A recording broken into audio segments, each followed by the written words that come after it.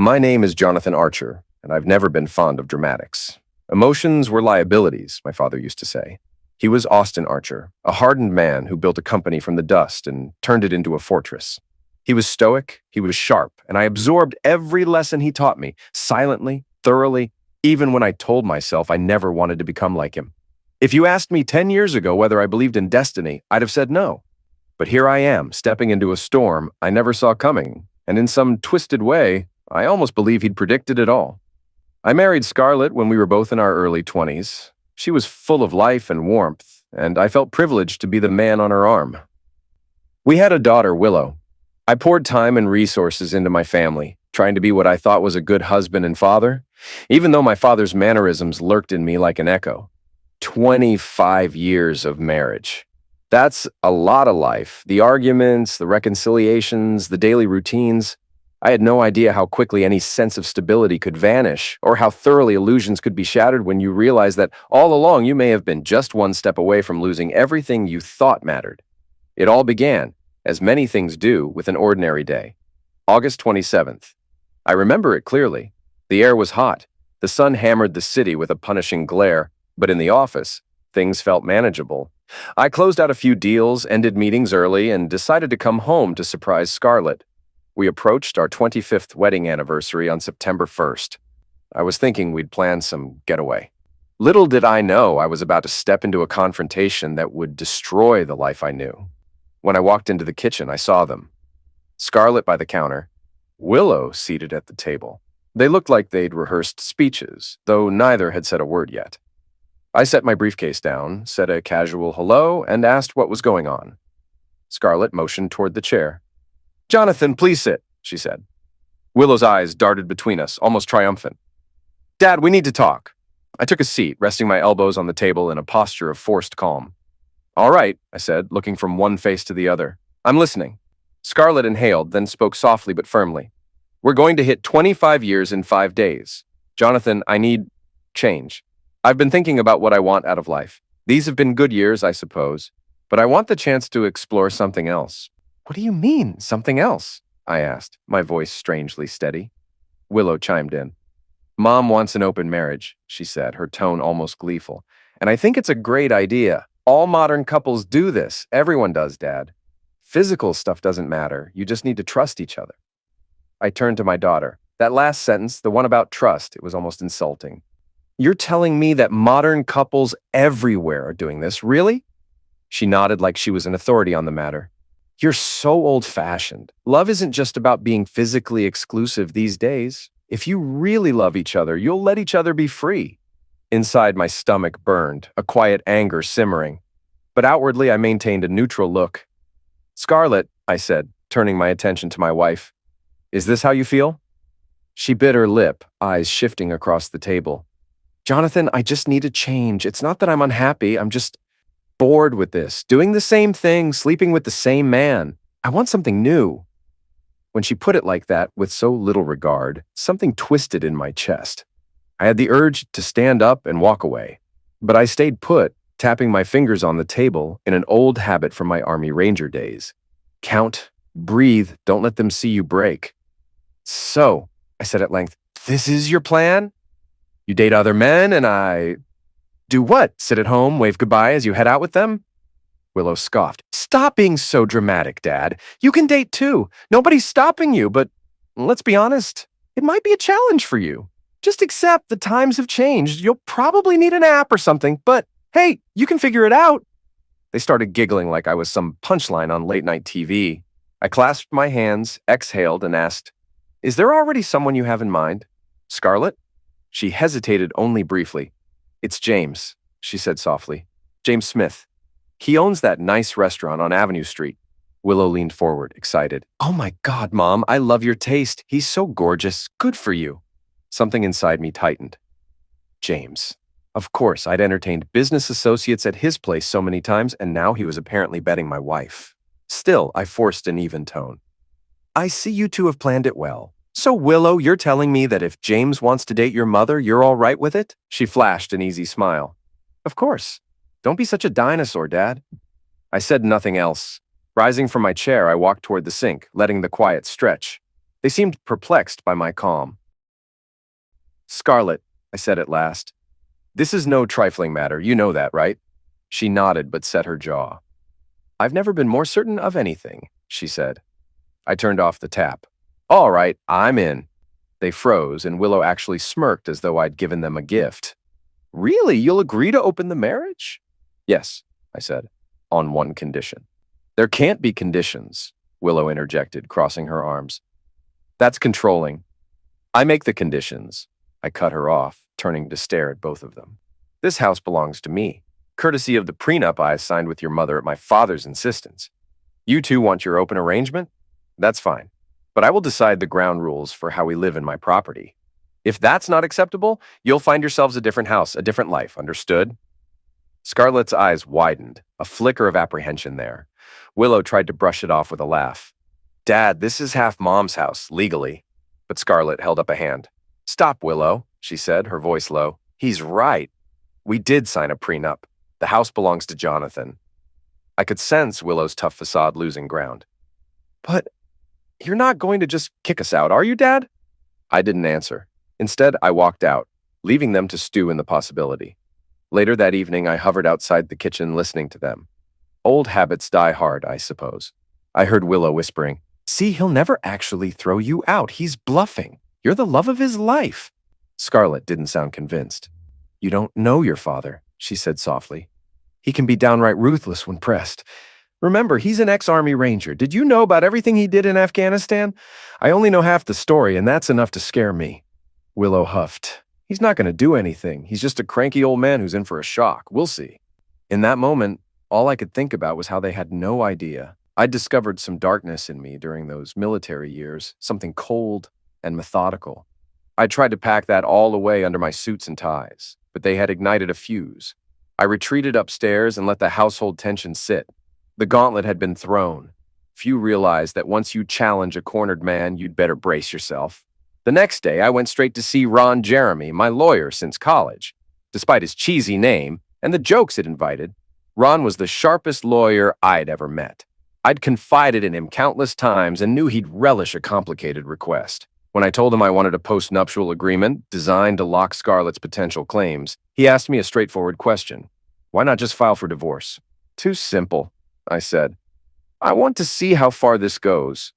I want them to experience the repercussions of asking for an open marriage without me quietly rolling over like some dog." He smirked. "You're a bigger cynic than your old man ever was. All right, let's see these conditions." I laid out my plan, a rock-solid postnup that spelled out property rights, disposal of assets, monthly testing for STDs, disclaimers about children born with outside lovers, and no allowance for extramarital partners to enter my home. Ron, reading my notes, let out a low whistle. "You are going for the jugular, my friend." I thought of my father's stoic face. "I'm just establishing boundaries they claimed they wanted. Let them become reacquainted with reality." 2 days later, we gathered in Ron's office. Me, Scarlett, Willow, and Scarlett's newly appointed lawyer, a tall, elegant woman named Leah. Leah's pinched expression grew more severe with each page she read. When she reached the final section, she slapped the paperwork onto the table. "This states," Leah began icily, "that if Scarlett files for a divorce while this open marriage agreement is in effect, she forfeits all possible alimony or spousal support. She cannot claim the house, she cannot claim the business, and she's barred from bringing any partner to the marital home. That includes James or anyone else." Scarlett frowned hard. "Jonathan, that's too much," she said, glancing toward me. "No support at all?" "If you walk out on me for your new lover," I said, "why should I finance that arrangement? I'm simply upholding what we agreed on before we married. My father's prenup was thorough, but this clarifies the parts about an open arrangement. On top of that, you pay for your own dating expenses. Your share of the household bills remains my responsibility, but your little extracurriculars are on your dime." Willow chimed in, voice sharp. "You're humiliating her. Dad, this is disgusting." "No," I said and turned to look Willow in the eye. "Your mother is free to do what she wants. You told me yourself that love isn't about money, so I'm sure she can handle a date or two. And if James is as well off as you claim, he won't let her pay for anything anyway, right?" Scarlett inhaled slowly, then with forced calm said, "Fine, I'll sign. Leah, let's just finalize it." Leah twisted her lips. "It's unorthodox, borderline unconscionable. I'm comfortable with it, Scarlett insisted, raising her chin at me. He's trying to intimidate me, but I'm not scared. Willow pressed her arms tighter across her chest and glared. Mom, are you sure? Scarlett nodded. I'm sure. Ron pushed the documents forward, and Scarlett signed. She looked at me with defiance, as though her pen strokes were an act of rebellion. Part of me almost admired the boldness, but another part of me wondered how blind she was to think she'd keep any real advantage here. Over the next few weeks, I went on autopilot. At the office, I functioned as usual, deals and expansions, meetings and phone calls, but outside, something new stirred in me, a kind of analytical malice. Scarlett wasted no time arranging her date with James. Willow cheered her on, calling me behind the times, going so far as to openly mock me at dinner with, "Hey, Dad, you should try Tinder. I heard even old folks can get a match or two." I kept my composure. The day of Scarlett's big date arrived, so I deliberately planned an elaborate move of my own. If Scarlett wanted James, the owner of a fancy restaurant, then I, ironically, would see if his daughter Maria might be interested in some company. She was 22. My daughter's age, yes, but also a legal, consenting adult with her own life. We'd spoken a handful of times at various events. Maria knew exactly who I was, and she disliked her father's arrogance. It seemed she was looking for a chance to rebel against him. I reached out, somewhat half serious, half curious, and to my surprise, she accepted an invitation to dinner. On the evening Scarlett was set to meet James, I took Maria to a private function at a luxury hotel. The event was part of a charity fundraiser for veterans, something I related to in a quiet, personal way. I introduced Maria to some associates as my date, and she handled herself with poise. She wasn't just some airheaded college girl, she was intelligent, holding her own in conversations about global finance and the complexities of running a business. People watched us, some in confusion, some with smirks, but I didn't care. All that mattered was the statement. If Scarlett and Willow thought I was too antiquated to find a date, I wanted to prove a point. It didn't take long for word to spread. By the next morning, Willow was screaming her head off in the living room when I returned home. "You took James's daughter out?" she shouted, fists clenched at her sides. "What is wrong with you?" I shrugged off my jacket, ignoring her theatrics. "I took a consenting adult to a charity function," I said calmly. "Your mother spent the night with James in some hotel, right? She's free to do as she pleases. I'm free to do likewise." Willow's eyes blazed. "You're sick. She's my age." I turned to face my daughter. "You're telling me age is just a number when it's your mother, but unacceptable when it's me? Interesting double standard." She wanted to retort, but no words came. Instead, she let out a frustrated huff, turning on her heels and stomping away, retreating into her childhood bedroom.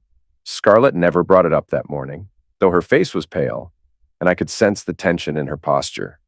She left for errands with a forced smile, refusing to invite conflict. The next major confrontation happened one weekend in the living room. I was seated in my armchair, reading the latest financial reports, when Scarlett, red-eyed and furious, marched in. Willow trailed behind her, arms folded defensively. Scarlett stood before me.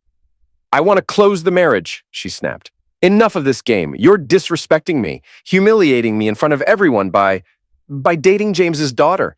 I didn't sign up for that." My eyes flickered to hers. "You wanted an open marriage, Scarlett. This is exactly what open means." She tossed a stack of envelopes onto the coffee table. "I'm done, Jonathan. I can't handle my own daughter seeing me degraded like this. I can't handle seeing my own husband flaunt a younger woman, okay? It's humiliating. Let's end this farce." I saw Willow nodding vigorously. "Mom's right. This was definitely not the plan. You're making a mockery of us." I forced myself not to laugh. "The plan," I repeated. "Did you think you could waltz in? Tell me you're having an affair, and I'd stay home like a convenient ATM paying for your escapades while you enjoy your new boyfriend's company. Did you assume I wouldn't fight back?" "This isn't a war," Scarlett said, her voice wavering with a mix of anger and desperation. Or at least it wasn't supposed to be. "Fine. Let's just say I made a mistake. I don't want James anymore. I just want to go back to how things used to be. Can we do that? Can we pretend we never tried this?" "No," I said simply, crossing my legs. "We're not closing anything." Scarlett's eyes clouded with confusion. "What do you mean?" I said no. You wanted an open marriage. We have a postnup that says this arrangement stands until we both agree to close it, and I don't agree. So the arrangement stays. She stood there, trembling. "You're punishing me," she said, her voice breaking. I shrugged. You're the one who asked for it. Willow spoke up. Dad, come on. She said she doesn't want it anymore. Be reasonable. Did you never love Mom at all? My gaze flicked to Willow. A rush of frustration rose in me, bitter and heavy. You think love is a one-way street? Where was your mother's love when she asked to degrade me, to basically publicly humiliate me with her paramour? Did either of you once consider my feelings? They stared, unable to answer. I grabbed my wallet, stood up, and walked to the foyer. I'm heading out, I said. Don't wait up. I have a date. Scarlett's face fell. Willow just gawked, like she wanted to hurl insults, but no words formed. I left, the echo of the front door slam punctuating my departure. 2 days after that confrontation, Willow tried to meddle again. She cornered me in the hallway before breakfast. Mom is in tears every night. She's miserable. I marched toward the kitchen, calm. Miserable because her plan backfired? Are you telling me you're concerned about her mental health? Or just upset you have to witness it? Both, Willow announced defiantly, stepping into my path. Dad, just quit messing around with Maria. If you want to keep the marriage closed, then act like it. Or if you want to divorce her, do it. But don't torture Mom like this. I brushed past her, ignoring the surge of rage in my chest. You didn't mind the idea of me being tortured in the first place, did you? Or did it amuse you to think of your father losing his dignity while you cheered your mother on? She flinched. That's not fair. It was about empowerment. Spare me, I said sharply. I'm through paying for your nonsense. Speaking of which, how's that car lease? Didn't it end soon? Who's paying the extension? She frowned, confused, as if the abrupt change in subject caught her off guard. You know, I don't have the money, Dad. Then you better figure it out, I said, because I'm done footing the bill for you. The same goes for your ridiculous credit card debt and college tuition. Find a job or find another sucker, maybe James, or your mother's new flings. They might be charitable, who knows? Her face paled. Are you serious? You can't just cut me off. I'm your daughter. I carefully set down my coffee mug. You took your mother's side. That's fine. Now you get to live with the consequences of it. Her teeth clenched in frustration. You're going to make me beg? Try working, I said coldly. Ever heard of that? She stormed out, tears brimming, shouting, You're a monster! As she disappeared down the hallway. 2 more weeks crawled by. Willow's bills piled up. She had that leased car, her mounting college loans, and no steady job. She spent her days texting friends, waiting for a miracle. Maybe she expected me to cave. Eventually, the time bomb went off. One afternoon, I returned from work to find Willow on my doorstep, furious, tears staining her face. I got a letter saying they're going to repossess the car, she hissed, shoving a piece of paper in my face. You can't do this. I need my car. I can't just not go to class or show up somewhere on a bus like a loser. I sighed, stepped around her, unlocked the front door. If you feel too proud to take a bus, that's your problem. She followed me inside, gesturing wildly. Dad, you were always the one who said you'd stand by me, that I wouldn't have to worry about money during college. Are you really going to backtrack on your word? Scowling, I turned to her. My condition for paying your bills was that you at least respect me. Instead, you and your mother tried to humiliate me, so yes, I am backtracking. If you can't handle the new reality, you're free to leave. I can't pay for any of these debts, she yelped. I have, like, $300 in my bank account. I headed toward the living room. Not my problem. Ask your mother's lover. Maybe James can cut you a check. Or maybe one of your mother's future bed partners. Willow let out a shocked breath. That's cruel. I gave her a cold, tight smile. I'm only following your logic, dear daughter. Mom's free, you're free. Everyone's modern, right? Isn't that what you wanted? She slapped the arm of the couch in frustration. Why are you being so nasty? Yes, do tell, said a new voice. It was Scarlett, stepping out from the hallway. Her expression was brittle. She held her arms crossed over her chest, looking at Willow, then me. Why are you punishing both of us like this? I turned to my wife. I'm not punishing anyone. I'm simply not rewarding disloyalty. Scarlett's eyes flicked to Willow, who was on the verge of sobbing. She softened her tone. Will, honey, go upstairs. I'll talk to him. Willow glared at me one more time, then stomped away, brushing angrily past her mother. Scarlett waited until she was gone, then faced me directly. Jonathan, enough. You've made your point. This entire open marriage fiasco was a terrible idea, but now you're just being sadistic. She's your daughter. She's young. She doesn't understand what she got herself into. I shrugged. She's old enough to goad you into an affair. She's old enough to handle the consequences. Scarlett balled her fists. Look, if that's how you want to handle Willow, fine, but you and I, can we talk civilly? She swallowed. I'm done with James, all right? He turned out to be a smooth-talking bastard. He's already pulled away, canceled the last few dates, actually. You got what you wanted. I'm humiliated, but can we stop this madness now? Stop it how? I asked. Close the marriage. Let's try to go back, or at least find some new normal without random dates or stupid drama. I'll sign anything. My jaw clenched. 2 weeks ago, you tried that same request. I told you no. So why do you think anything's changed? Tears glimmered in her eyes. Because I can't do this anymore, she nearly shouted, voice cracking. I can't stand seeing you with Maria. She's my daughter's age. I can't handle the thought of you sleeping with her. It's messing with my head. Just let's be a couple again, even if it's not perfect. I stared at her. No. You opened this door. You keep it propped open. We're past the point of no return. She sank onto the couch, burying her face in her hands. You're so hateful now, she whispered. Where's the man I married? That man died the day you asked for an open marriage, I said, voice lacking sympathy. And I walked away. A month passed. Willow, fed up with my refusal to pay for her life, moved out. She crashed with friends, but it was rocky. Scarlett, left behind, fell deeper into despair. She spent her days half-dressed, prowling the house as though searching for something. Occasionally, I'd see her rummaging through old pictures, tears slipping silently down her cheeks. One day, she cornered me on the back porch. Her eyes were bloodshot. Jonathan, I need to tell you something. I've been seeing doctors, she said quietly. I haven't been feeling well. I raised a brow, noticing how thin she'd gotten. The bones on her shoulders jutted out in ways they hadn't before. Doctors? She nodded, drawing in a shaky breath. I tested positive for an STD, she admitted, her face turning crimson. I got it from James. I never even thought he'd...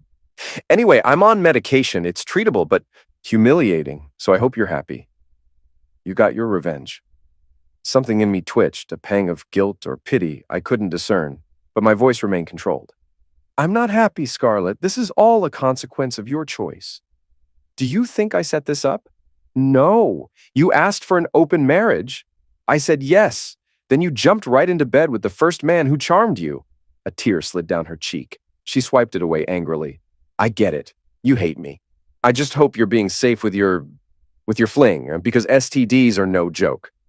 I stared at the fence, at the horizon beyond, anything but her gaze. Maria's not some fling, but thank you for the concern. She stared at me, voice trembling. You're a monster. I said nothing. She whirled around and left me alone on the porch. I remained there a good while, letting the autumn breeze swirl around me. Some part of me felt a faint sense of sorrow for her, for what she was going through. Another part just reiterated the same old line. She brought this on herself. Things escalated again 3 weeks later. Willow surprisingly returned to the house, outraged and frantic, slamming the door behind her. I was in the kitchen reading emails when she stomped in.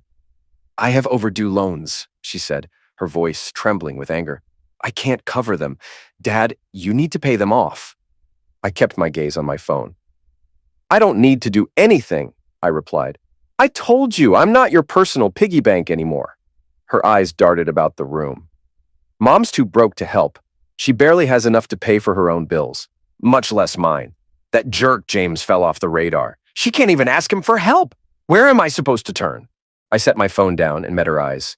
You're an adult now. Figure it out, she snarled. You'd let your own daughter get crushed by debt. You would ruin my credit, my future, just because you're holding a grudge? No, I said. It's you who messed up your credit. You who took your mother's side, ridiculing me like I was some relic. Well, I guess that relic doesn't want to sponsor your lifestyle anymore. She stormed toward me as if she wanted to physically lash out, but then Jonathan, myself, tensed, ready to defend. Don't push me, I warned, voice quiet. I've been very patient with you. If you want, you can go ask your mother's lover for a bailout, or find another job besides the half-hearted attempts you've made so far. If your friends won't give you a loan, that's also not my problem. Fine, she spat. I'll remember this. When you're old and need someone to look after you, don't expect me to lift a finger. I arched a brow. I'm not worried. I'm quite capable of paying for my own retirement." She stared, chest heaving, then whipped around and fled. I heard her furious footsteps echo down the hall. About 5 minutes later, I heard the front door slam. She was gone again, leaving me in a silent house. In the following weeks, the litany of heartbreak around me was obvious. Scarlett kept losing weight and seemed physically run down. She rarely left the house, and when she did, she'd ghost in and out like a shadow of herself. Once in a while, she'd muster some small pleas to me. "Can we talk?" Or, "Jonathan, please, can I fix us dinner so we can discuss everything?" I never gave in. My attention had shifted to Maria. Originally, my relationship with her had been an act of defiance, but somewhere along the line, genuine affection formed. She was ambitious, working on building a portfolio as a fashion model. We laughed together about how twisted our connection was. Her father had dated my wife, and here we were, forging something real out of that chaos. I found myself relaxing in her presence in a way I'd never done with Scarlett, not in years. She was warm, but also direct. She asked about Afghanistan once, and for the first time in decades, I told someone what I'd done there, what it had done to me. She listened without judgment. She never used my past or my vulnerabilities against me. One evening, as we sipped wine in her apartment, she said quietly, "I'm pregnant." And in that moment, it was as though the entire universe paused. "How far along?" I asked, my chest constricting. "About 8 weeks," she said, searching my face. "You're the father, obviously. I want to keep it." A swirl of emotions battered me. Shock, apprehension, a flicker of joy, a pang of guilt. "You're absolutely sure?" She nodded, eyes shining. "Yes, I didn't plan this, but I'm ready, and I hope you are too." I found myself straining to remain stoic, the way my father had taught me. But in that instant, I realized I wanted this child. Part of me wanted to do fatherhood right this time around, without the bitterness of a dysfunctional household. "All right," I said finally. "All right, Maria, we'll figure it out." She exhaled as though relieved. "Thank you. I know it's complicated, but I don't want to run. I never intended this just to be vengeance on my father." That mention of James made me stiffen, but I set it aside and kissed her forehead.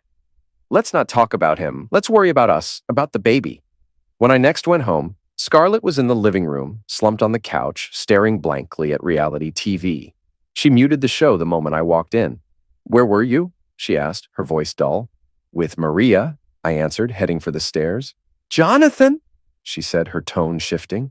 "Look, I'm sorry for everything that happened, but can we at least talk about next steps? Can we close this marriage or file for divorce so I can move on? I can't stand the limbo." I paused on the staircase, turning back. "If we divorce, you forfeit everything. You walk away with next to nothing." She gave a tired nod. "I know, but maybe that's better than living like this." I looked at her closely. She looked worn truly. Her hair had lost its shine, her cheeks were gaunt, and her eyes were ringed with dark circles. For a split second, I pictured the Scarlett I married decades ago, and a pang of sadness welled in me, but it was fleeting. "We'll talk about it," I said coolly, and went upstairs. 2 months later, Maria gave birth prematurely to a baby boy we named Kevin. That swirl of new fatherhood consumed me, overshadowing any leftover thoughts about Scarlett or Willow. I found myself with renewed purpose, stepping away from the office more often, delegating responsibilities to my senior managers, focusing on Maria and the child. I proposed soon after Kevin was born, wanting him to have a stable family. Maria accepted. We arranged a simple ceremony, privately, after I insisted on signing a new prenup. Part of me chuckled that I was turning into my father. Another part recognized that the old man was right about protecting what matters. Still, I couldn't fully ignore Scarlett. She once called me late at night, sounding delirious. "Jonathan," she whispered, her voice shaky, "I think I made a mistake. I want to come see you. I'm not feeling well. I need you to—" I stopped her. "Call your parents, Scarlett, or call an ambulance if it's a medical emergency. I have a newborn to care for. I'm not your savior anymore." She fell silent for a full 5 seconds, and then I heard her break down. "I hate you," she said, thick with tears. She hung up. That was the last time we ever spoke directly on the phone. I filed for divorce a few weeks later. I told Ron to expedite it quietly, no fuss or long battles. He got the job done with cold efficiency. Scarlett signed the papers without a fight, perhaps relieved. She disappeared soon after, presumably to her family's place, though I didn't ask. I devoted myself to Maria and Kevin, forging a new story out of the rubble. Willow? I found out through brief rumor that she'd taken a job at a fast food place, flipping burgers. One afternoon, I stopped by that same McDonald's, mostly out of curiosity. I didn't try to speak to her. She didn't notice me. She was rushing between the kitchen and the serving area, hair tied back, face flushed, but she looked okay, healthier than the last time I saw her. Maybe working for a living was teaching her what it meant to stand on your own feet. I walked out with my lunch in hand, not saying a word. I felt oddly proud she was at least learning some responsibility. But the rift between us was still vast. I left her to whatever path she wanted to walk. 5 years passed. Kevin was a joyful kid, bounding around the house. Maria and I had a stable life. I never tried to contact Scarlett or Willow. Some part of me wanted closure. Another part was too entrenched in the new reality to dwell on old regrets. Occasionally, through random acquaintances or sparse news, I heard that Willow had found another job, that she was renting a small apartment, slowly paying off loans. Good, no reason for me to step in. She made her choice long ago. Resistance to my money was exactly what she needed.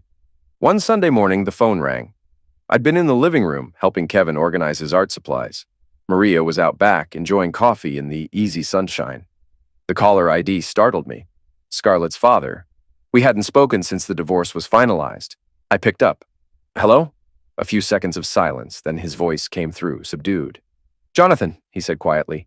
Scarlett passed away last night. I felt an abrupt lurch in my chest. What? How?